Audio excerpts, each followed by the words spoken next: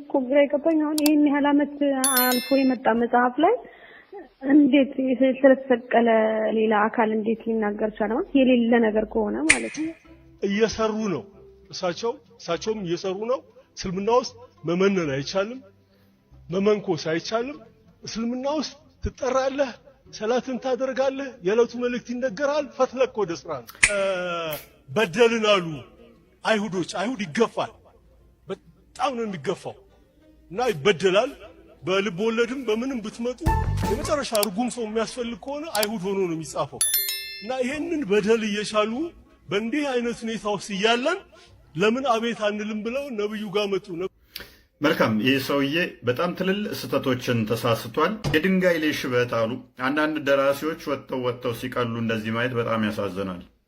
ይህ ደራሲ ለመወደድ ብሎ መነኩሴዎች ቦዘኔ እንደሆኑ ሙሐመድ ደግሞ ሰራተኛ እንደሆነ ለመናገር የሄደበት ጥረት በጣም ያሳዝናል።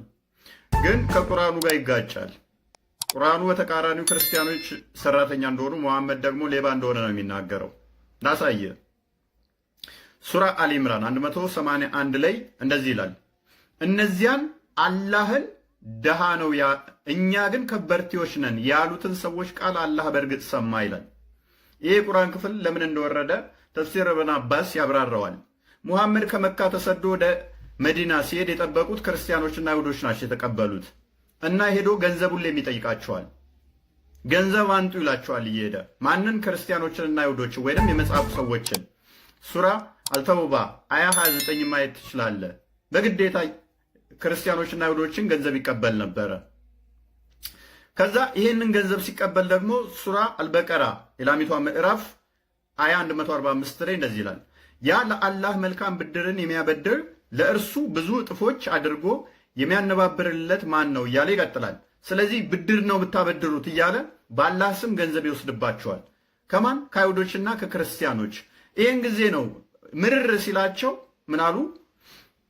የነዚያን አላህ ድሃ ነው እኛ ግን ከበርቴዎች ነን ያሉትን ሰዎች ቃል አላህ በእርግጥ ሰማ ይላል። ምክንያቱም ምርር ሲላቸው እነሱ ሰርተው ጥረው ግረው ያመጣሉ፣ እሱ ደግሞ ይወስድባቸዋል ማለት ነው። በአላህ ስም ሲወስድባቸው አላህ ደሃ ነው ማለት ነው አሉ ማለት ነው። ከዛስ ሙሐመድ ይህን ጊዜ ተበሳጨና እንደው ምን አደረጋቸው? ጦርነት አወጀባቸው፣ ዘረፋቸው። እንዴት? ሱረቱ አንፈል ሱራ 8 አያ 1 አንብበው እንደዚህ ይላል፣ ከጦር ዘረፋ ገንዘቦች ይጠይቁሃል፣ የዘረፋ ገንዘቦች የአላህና የመልእክተኛው ናቸው። ልብ በል፣ ከጦር ዘረፋ ገንዘቦች ይጠይቁሃል። የዘረፋ መዝረፍ ማለት ነው። የዘረፋ ገንዘቦች የአላህና የመልእክተኛው ናቸው። የትኛው መለኩሴ ነው እያዘረፈ ንብረት የሚወስደው? የትኛው መለኩሴ ነው ዝረፉና አንጡልን የሚለው? የትኛው መለኩሴ ነው? የትኛው ገዳም ነው ዘርፋችሁ አከፋፍሉን የሚል?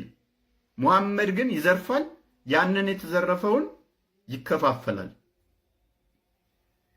ሱረቱ አንፈል። ይሄ የጦር ዘረፋዎች ደግሞ ማሌኔት አፕላይ የተደረገው ክርስቲያኖች አይሁዶች የሚዘረፉት ነው። ክርስቲያንና አይሁዶች ሰራተኛ ስለሆኑ ነው። ሱራ አልተውባ አያ 29 ማሌ ነው አፕላይ የሚደረገው። የመጽሐፉ ሰዎች ደግሞ ክርስቲያኖችና አይሁዶች ናቸው። የተዋረዱ ነው በእጆቻችሁ ጂዚያ እንዲሰጧችሁ የሚለው ማንን ነው? ክርስቲያንና አይሁዶችን እኮ ነው። እንደገና ደግሞ መሐመድ 10 ዓመት ባልሞላ ውስጥ ከ86 ጦርነቶች በላይ አካሂዷል በሱ እንትኖች። ስለዚህ 86 ጦርነቶችን በ10 ዓመታት ውስጥ ያደረገ ነብይ ምን ያህል ሊዘርፍ ይችላል? ምን ያህል እንደሚዘርፍ አስቡት። ስራው ምናልባት ጦርነት ሊሆን ይችላል። ጦርነት ከሆነ አዎ እንደዛ ሊሆን ይችላል።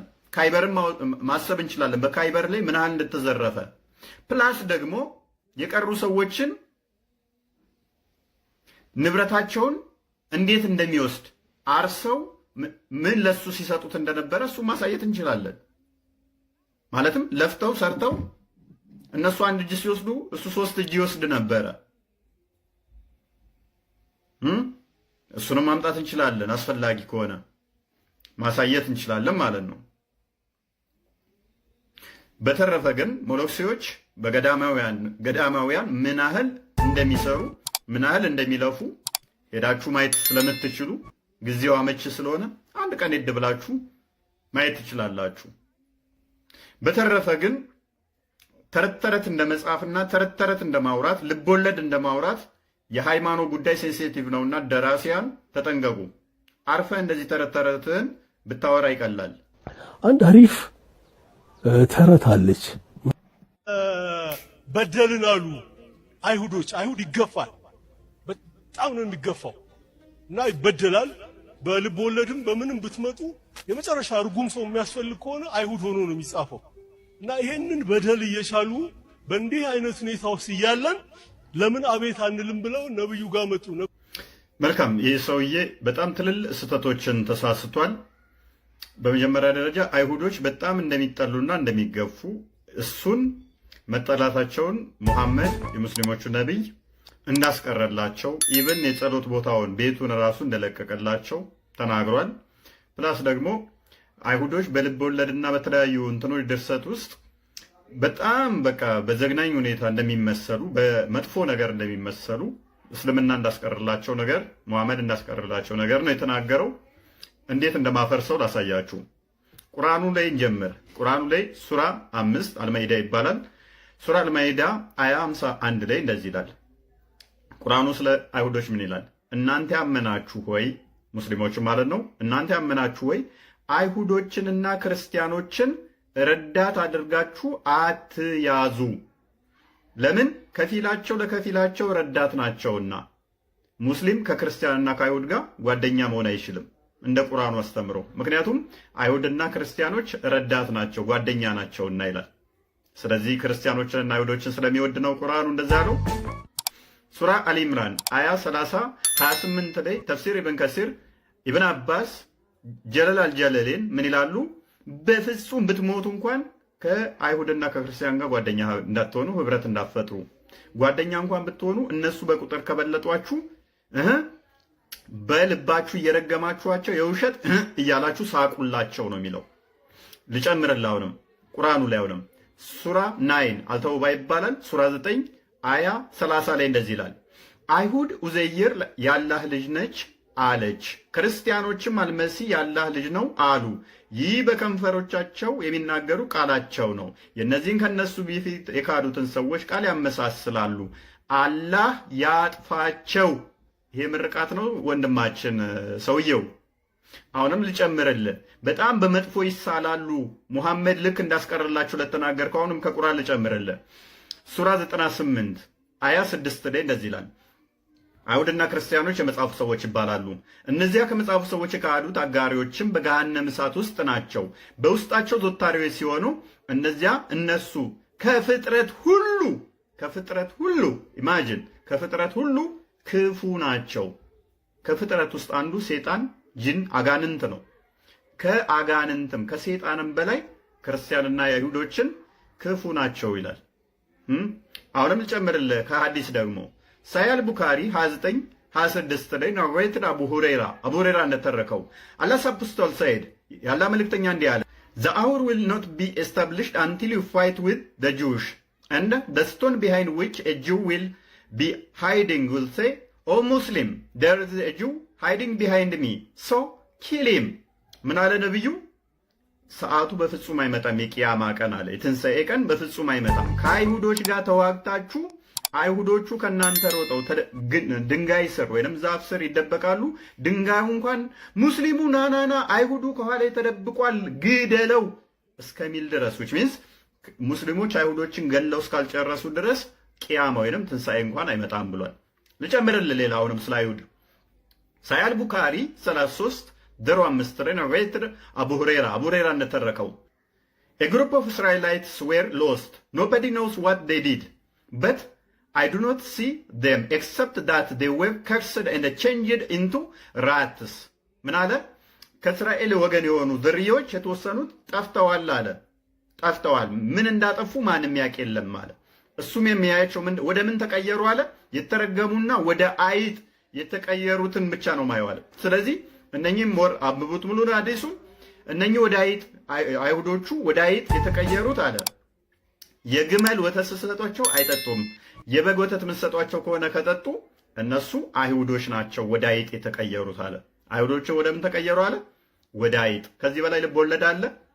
አሁንም ልጨምርልህ። ሳይ ሙስሊም 2767 ኤ ላይ when it will be the day of resurrection Allah will deliver to every Muslim a Jew or a Christian and say that is your rescue from hellfire ቂያማ ቀን ወይም ትንሣኤ ላይ አለ አላህ ለእያንዳንዱ ሙስሊም ክርስቲያን ወይንም አይሁድ ይሰጠውና እሱ መዳኛህ ነው ቤዛህ ነው ይለዋል።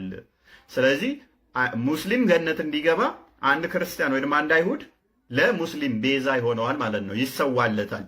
ይህ ፍቅር ነው። አሁንም አንድን ጨምር።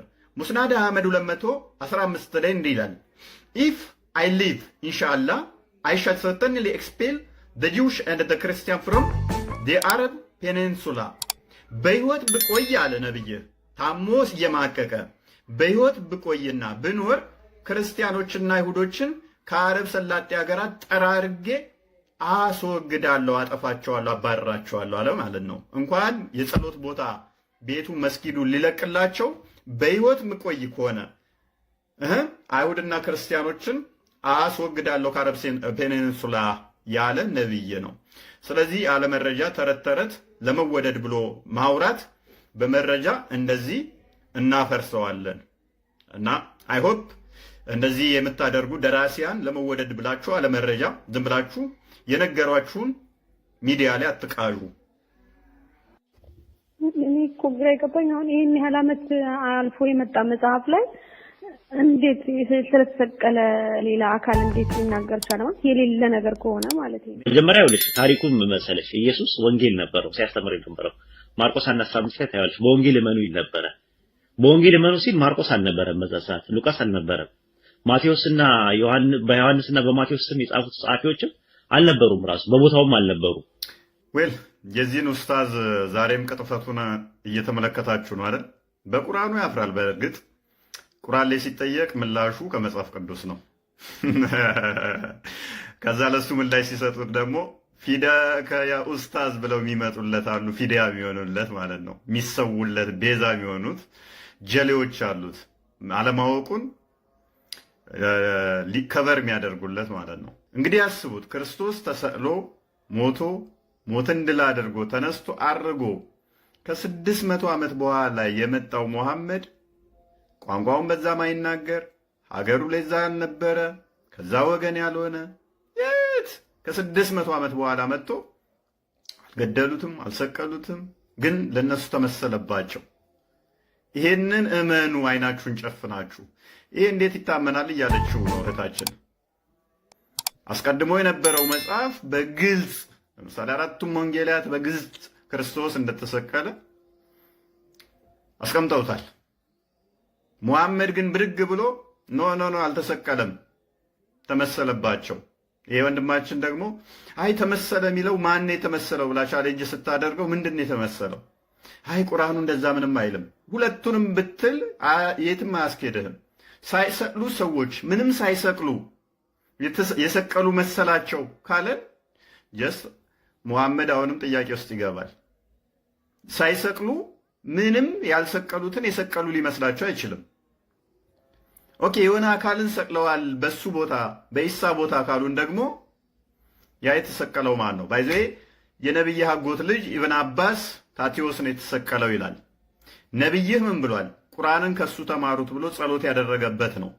አንተ ዛሬ ከ1400 ዓመት በኋላ መጥተህ ኢብን አባስን ውድቅ ልታደርግ አትችልም። ኢብን አባስ የተሰቀለው በኢሳ ቦታ ታቲዮስ ይባላል ይላል። ነብይህ ከሱ ተማሩ ስላለ ስለዚህ ተመሰለ። ማን ኦኬ በኢሳ ቦታ ታቲዮስ ተመሰለና እሱን ሰቀሉት። ይሄንን እንመን። ማን ይሄንን ያስመሰለው ማለት ነው? አላህ ይሆናል ማለት ነው። 600 ዓመት ሙሉ አላህ ሰዎች ኢየሱስ ተሰቅሏል ብለው እንዲያምኑ ዝም ብለው እየታዘበ ነበር። ዮሐንስ፣ ማቴዎስ የሉም በዛን ሰዓት ወንጌልን እነሱ እንዳልጻፉ እነሱም እንዳልነበሩ አስቀመጠ። ሙፈሲሮች ጋርም ትጣላለህ ወዳጃችን፣ የእኛን ተወው ከሙፈሲሮችም ትጣላለህ። ለምሳሌ ኢብን አባስ አሁንም የነብይ አጎት ልጅ ቁርአንን በብቸኝነት ያብራራ የተባለው ኢየሱስ 12 ደቀ መዛሙርቶች እንዳሉት ይናገራል። እንዲሁም ደግሞ ዮሐንስ ራሱ የኢየሱስ ደቀ መዝሙር እንደሆነ ይናገራል። እነ ቁርጡቢ፣ እነ ማቴዎስ፣ ዮሐንስ የኢየሱስ ደቀ መዝሙር እንደሆኑ ይናገራሉ። ኢቭን የነቢይህን ሲራ የጻፈው ሲረቱ ረሱሉላህ ዘ ላይፍ ኦፍ ፕሮፌት ሙሐመድ ፔጅ 102 እስከ 103 የዮሐንስን ወንጌል የጻፈው ዮሐንስ እንደሆነ የጌታ ደቀ መዝሙር ዮሐንስ እንደሆነ አስቀምጧል። የጌታ 12ቱ ደቀ መዝሙርቶች ውስጥ ዮሐንስ ለምሳሌ፣ ማቴዎስ እነኚህ ከ12ቱ እንደሆኑ መጽሐፍ ቅዱሳችን ይናገራል። ኢንተርናል ኤቪደንስ ጨቅ የሆነ ማቅረብ እንችላለን። እነኚህ የጌታ ደቀ መዝሙር እንደሆኑ ከራስ ሙፈሲሮች ጭምር እናቀርባለን። እንዲህ ማርቆስ ለምሳሌ ጴጥሮስ ደቀ መዝሙር ነው፣ የመንፈስ ልጁ ነው። ስለዚህ እነኚህን አናምንም፣ የዓይን እማኞቹን የጌታን ደቀ መዝሙር አናምንም፣ እነሱ የጻፉትን አናምንም ብለህ ከ600 ዓመት በኋላ የመጣውን ልመንልህ አይደለ? ሲቀጥል የቁርአን ጸሐፊዎች አይታወቁም። ለምሳሌ ቁርአንህን ሲጽፍለት የነበረው ለነብይህ ሙሐመድ እኔ ከጻፍኩለት ውጪ አንዳች አያውቅም ብሎ ክርስቲያን ሆኗል። ይኸው መረጃ። ሙሐመድ ደግሞ እኔ መጽሐፍም ማንበብም አልችል መሐይም ነኝ፣ የኔም ተከታዮች መሐይሞች ናቸው ብሏል። ይኸው መረጃ። ስለዚህ ቁርአንህን ሲጽፍለት ለነበረው ለነብይህ እኔ የጻፍኩትን ብቻ ነው ሙሐመድ የሚያውቀው እንጂ እኔ ከጻፍኩለት ውጪ ምንም አያውቅም ካለ ሰውየው ዝም ብሎ የፈለገውን ሲጽፍለት ኖሮት ምንም የመገለጥ እንደሌለው ሲያውቅ ወደ ክርስትና መጥቷል ማለት ነው። ኤኒዌይስ ወንጌል ምናምን ኢየሱስ ነበረው አልክ። ወንጌል ራሱ ምን ማለት ነው? ወንጌል ማለት እኮ ስለ ልጁ ስለ ክርስቶስ ነው። ስለሱ ብስራት እኮ ነው ወንጌል ማለት በራሱ። ዋት ኢዝ ኢንጅል? ኢንጅል ማለት በቁርአን ምንድን ነው? አንድ ቨርስ ልታመጣልኝ ትችላለህ? ኢንጅል ማለት ምን ማለት እንደሆነ አታመጣም። ሰማይ ወርደ ምድር ብፈርጥ አንድ ጥቅስ ከቁርአን ላይ ኢንጅል ማለት ምን ማለት እንደሆነ ትርጉሙ ልታመጣልን አትችልም። እኛ ግን ወንጌል ማለት ስለ ልጁ ስለሆነ ራሱ ዜና፣ ራሱ ብስራት፣ እሱ መልካም ዜናችን ነው እና ከተረት ተረት የኡስታዝ መቼ እንደሚወጣና ወይን እንደሚወያይ ጀሌዎቹም ደግሞ እስከ መቼ እንደሚታደጉት 2017 የምናይ ይሆናል። ክርስትና ተመልከት። ዳዊት አለ። ዳዊት ሴት አይቶ ደፈረ። ሴት አይቶ አምራት ሷርሱ ላይ ደፈረ። መጽሐፈ ሳሙኤል ቃል ዛሬም እንደተለመደው እነሱ የሚያነሱትን የኡስታዞቻቸውን መጽሐፍ ቅዱስ ላይ የሚያነሱትን እናፈርስና ይህንን በተመሳሳይ ባክፋየር አድርገን ቁርአንና ነቢያቸው ላይ አፕላይ እናደርገዋለን። ያነሳው ይሄ ኡስታዝ ምንድነው? እሱ ዳዊት የኦሪዮንን ሚስት አግብቷል፣ ኦሪዮንን ገሎ የሚል ነው ታሪኩ። ሁለተኛ ሳሙኤል ምዕራፍ 11 ጀምራችሁ ታነቡት ግልጽ ነው። አዎ ዳዊት ይህንን ስራ ሰርቷል። ነገር ግን እግዚአብሔር ምን አለው ነው የኛ ዋና ነገር። ሰዎች አይሳሳቱም፣ ነቢያቶች አይሳሳቱም ብለን አናምንም። እኛ ይሳሳታሉ። እንደ ማንኛውም ሰው ስሜት አላቸውና ስሜታቸውን ተጠቅመው ስህተት ሊሰሩ ይችላሉ። ሁለተኛ ሳሙኤል ምዕራፍ 12 ላይ ከቁጥር 1 ጀምራችሁ ስታነቡት እግዚአብሔርም ይላል ናታንን ወደ ዳዊት ላከው፣ ወደ እርሱ መጥቶ አለው በአንድ ከተማ አንዱ ባለጸጋ አንዱም ድሃ የሆኑ ሁለት ሰዎች ነበሩ። ባለጸጋውም እጅግ ብዙ በግና ላም ነበረው፣ ለድሃው ግን አንዲት ታናሽ በግ በቀር አንዳች አልነበረችውም። አሳደጋትም፣ ከልጆቹ ጋር በእርሱ ዘንድ አደገች። እንጀራውንም ትበላ ከዋንጫውም ትጠጣ፣ በብብቱም ትተኛ ነበር፣ እንደ ልጁም ነበረች እያለ ይቀጥላል። ባለጸጋውም እንግዳ በመጣ ጊዜ ከበጉና ከላሙ ወስዶ ለዚያ ወደ እርሱ ለመጣው እንግዳ ያዘጋጅለት ዘንድ ሳሳ። የዚያንም የድሃውን ሰው በግ ወስዶ ለዚያ ለመጣው ሰው አዘጋጀ። ዳዊትም በዚያ ሰው ላይ እጅግ ተቆጥቶ ናታንን ሕያው እግዚአብሔርን ይህን ያደረገ ሰው የሞት ልጅ ነው፣ ይህን አድርጓልና አላዝንም፣ ስለ አንዲቱ በግ 4 ይመልስ አለው። ናታንም ዳዊትን አለው ያ ሰው አንተ ነህ አለው። አየህ፣ በምሳሌ እግዚአብሔር ምን አለው? አንዱ ባለጸጋ ነበር፣ ብዙ በጎችና ላሞች ነበሩት። እንግዳ ሲመጣበት ግን አንዲት በግ ካለችው ወስዶ ለእንግዳው አረደ።